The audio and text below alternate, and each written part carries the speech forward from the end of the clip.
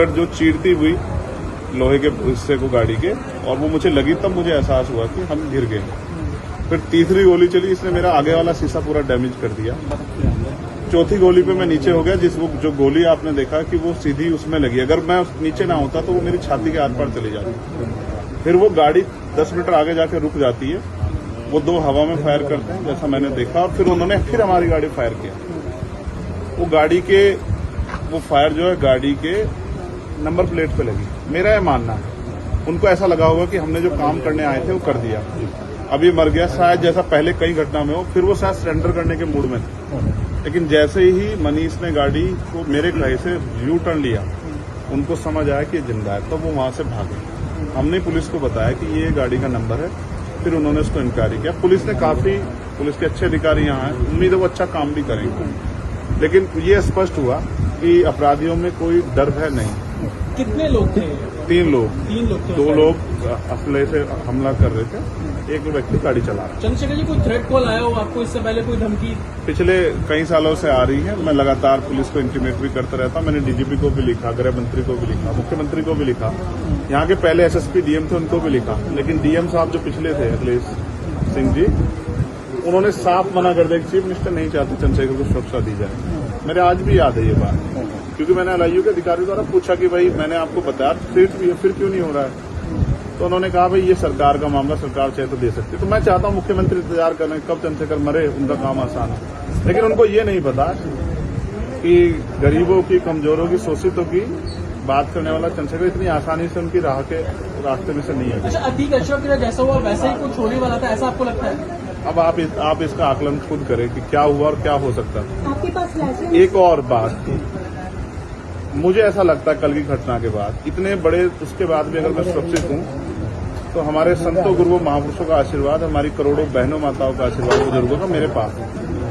और मैं जो जिम्मेदारी मैं लेके मैदान में आया हूं, बाबा साहब अम्बेडकर, मानव काशीराम साहब, सदगुरु रविदास जी का जो बेगमपुरा राज का सपना है, मानवता के राज का सपना है, संविधान को लागू कराने का है, इन वर्गों को अधिकार देने का है, जब तक वो पूरा नहीं होगा मैं कहीं जाने वाला नहीं। वो मीरपुर में छोड़कर अपराधी भाग जाते हैं, तो उसको कुछ और बता रहे, कुछ तो कहानी कुछ और नया मोड़ देने की कोशिश हो सकता है वो चाहते थे जो गुजरों और दलित समाज में एकता बनी है वो एकता टूट जाए, ये होगा ही नहीं कभी। ठीक है, ये नहीं हो सकता। एक आखिरी सवाल है, अमेठी पंचायत आप लोग कर रहे हैं अपनी मांगों को लेकर? हमारी लीडरशिप ने ये निर्णय लिया है कि जब 24 घंटे में गिरफ्तारी नहीं हुई तो हमें अपने लोगों को भी जवाब देना है, तो इसलिए शायद उन्होंने 3 तारीख का समय रखा है। मैं उसका हिस्सा बनूंगा। अमेठी के अंदर एक फेसबुक वायरल हुई है पोस्ट जिसमें आपको मारने की वो की गई है, क्या कही है उसके अलावा? ठीक है, देखिए लोकतंत्र है, उनके अधिकार है, मारे या छोड़े। मैंने कहा ना, मैं पहला थोड़ा ही हूं जो मारा जा रहा हूं या जिसको मारने का प्रयास किया, मुझसे पहले बहुत मरे हैं, लेकिन उनको कोई जान नहीं रहा था। मुझे लोग जानते हैं तो मेरी बात आगे बढ़ती, लेकिन मैं अपने लोगों को मरने नहीं दूंगा, ये भी मैं उनको संदेश देना चाहता हूँ। घटना होने के बाद ये पोस्ट किया है अमेठी क्षेत्रीय महासभा से कि इस बार तो बच गया, अगली बार नहीं बचेगा। देखो, मैं गोली से डरता नहीं, मैं गोली से, बंदूकों से नहीं डरता हूँ, मैं संवैधानिक रास्ते से चलता हूँ, संविधान को मानता हूँ। गोली चलाने वालों को भी कहना चाहता हूँ कुदरत उनको सद्बुद्धि दे, गलत जगह पंगा ले रहे हैं। मैं झगड़ा नहीं चाहता, मैं अपने लोगों को भी कह रहा हूँ कल से शांति बना रखो और संविधान के रास्ते चलो। वो हमें डिस्टर्ब करना चाहते हैं कि जो हम राजनीतिक ताकत हमारी बन रही है कमजोर हो जाए, हम दूसरी दिशा चले जाएं। लेकिन ये भी एक अटूट सत्य है कि हम संविधान के जरिए जवाब देना जानते हैं, और किसी को गलतफहमी हो तो वो गलतफहमी सुधारने का समय, वो क्यों वो कर रहे थे, वो पाला किस लिए? मुझे ही तो मारना है ना, वो बता दे मैं चला जाऊंगा मरने, मगर मेरे लोगों के साथ तो खेलना मैं तैयार हूं। अगर मेरे मरने से हमारा आंदोलन आगे बढ़ता, हमारे लोग खड़े होते, मुझे कोई दिक्कत नहीं है। लेकिन उनको ये समझना चाहिए कि ये आज लोकतंत्र है। गोली की भाषा से एक चंद्रशेखर मरेगा तो क्या हो जाएगा, हजारों चंद्रशेखर पैदा हो जाएंगे। ये समाज, बहुजन समाज तो उपजाऊ समाज है, एक मरेगा 1000 पैदा हो, कितने चंद्रशेखर मारोगे? और मारो, गोलियों में सत्ता का संरक्षण आपको है, मुख्यमंत्री आपका अपना है, खूब चंद्रशेखर को मारो, हर जिले से चंद्रशेखर पैदा हो। पहली घटना आपके साथ बाबा साहब अम्बेडकर और मानव काशीराम साहब को सपना पूरा करे बगैर संविधान को लागू करवाए, हम लोग जाएंगे। चंद्रशेखर भाई, पहली घटना आपके साथ मुजफ्फरनगर में हुई, दूसरी अब देवबंद में हुई, क्या लगता है कि आसपास का क्षेत्र उससे पहले बुलंदशहर में? अगर पहली घटना पे ठोस कार्रवाई हो जाती तो अपराधियों के हौसले कमजोर होते हैं। लेकिन मैंने कहा ना कि एक रानी का नहीं, प्राइमरी स्कूल के हेडमास्टर का बेटा है, एक गरीब माँ का बेटा है, तो मर जाए क्या फर्क पड़ा, किसी को क्या फर्क पड़ता है? उनका रास्ते काटा आसान से निकल रहा है। तो इसलिए उनको लगा कोई वो नहीं, लेकिन जनता समझ रही है।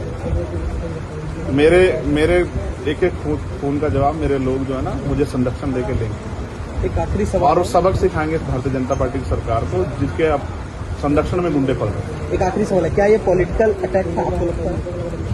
पुलिस जांच कर रही है कि मेरे मरने से किसको फायदा हो सकता है, कौन मुझे चाहता मैं मर जाऊं। पुलिस जांच कर रही है, मुझे उम्मीद है पुलिस फेयर जांच करके कोई मैनिपुलेट करके नहीं सही जवाब देगी कि उन्होंने ऐसा क्यों किया। चंद्रशेखर का जो कद बढ़ रहा है देश के अंदर, कई मुख्यमंत्रियों ने भी अब ट्वीट किया है, ओवैसी ट्वीट कर रहे हैं, कहीं और कर रहे हैं, तो इस चीज को क्या ये लगता है कुछ भी गलत होगा तो लोग बोलेंगे। अगर कल मेरी जान ही चली जाती तो लोग फिर भी तो उनको पीड़ा होती, उनको अपना भी देखना है, कल उनके साथ भी हो सकती है। ये लाइन ही विचारधारा ही गलत है कि गोली से वो करो, और ये बीजेपी की भाषा है, गोली मारो सालों को, ये वही उसी को उपजाऊ हो रही है। देखिए बहन जी से मेरी कोई नाराजगी नहीं है, मैंने उनको हमेशा बड़ा माना, वो मुझे छोटा नहीं मानती अपने परिवार का। उनको ये घटना छोटी लगी, शायद अगर मैं मर भी जाता शायद उनको इसमें कोई शायद बुरा नहीं लगता, मुझे उनसे कोई दुख नहीं है। मेरे लोग मेरे साथ हैं, ये बहुत, और वो समझ रहे हैं कि जो उनके लिए मरने को तैयार है, जिसकी जो जान पे जिसकी बनाई है वो हमारा अपना है। मेरे लोग मेरे साथ खड़े होंगे, मैं इस लड़ाई को लड़ता हूं। लगभग सभी दलों के लोग आपसे मिलने आए हैं, कैसा देखते हैं, क्या नहीं मैं उनका धन्यवाद भाजपा के भी नहीं, विधायक आए मैं हैं। कह रहा हूँ बस सबका धन्यवाद करता हूँ, मगर ये है मैं ये प्रयास करूंगा कि भविष्य में ऐसा किसी के साथ ना, इसलिए लॉ एंड ऑर्डर की कानून व्यवस्था अच्छी होनी चाहिए, मुख्यमंत्री उस पर ध्यान देना चाहिए। बात चंद्रशेखर की नहीं है, बात इस प्रदेश में हो रही हजारों बहनों के साथ जो अस्मतें लुट रही है, हर महीने रेप हत्याएं हो रही हैं, लोगों की जान जा रही है, ये सब उन पर वो करता है। तो वो मुख्यमंत्री पद में बैठे हैं, अगर वो इसको संभाल नहीं पा रहे हैं तो क्या फायदा, फिर उनको इस्तीफा दे देना चाहिए। फिलहाल आप ठीक है, डिस्चार्ज किया जा रहा है? हाँ ठीक। आपके कार्यकर्ताओं ने आज जो है जगह जगह ज्ञापन दिया है, सहारनपुर में दिया, अगली रणनीति क्या रहेगी किस हिसाब से? कोई रणनीति नहीं, पार्टी के सीनियर लीडर जो तय करेंगे हम लोग उस पर काम करेंगे। और दूसरा मेरे पीठ में जहाँ गोली लगी है वहाँ ड्रेसिंग जारी है, ठीक है, पहले से आराम है, बस एक जलन और घाव है, जख्म वो तो है ही, सांस लेने में दिक्कत थी, बीपी जो है फ्लक्चुएट हो रहा था, फ्लक्चुएट अप डाउन हो रहा था, वो ठीक है पहले से। ठीक है, चलो ठीक है, चलो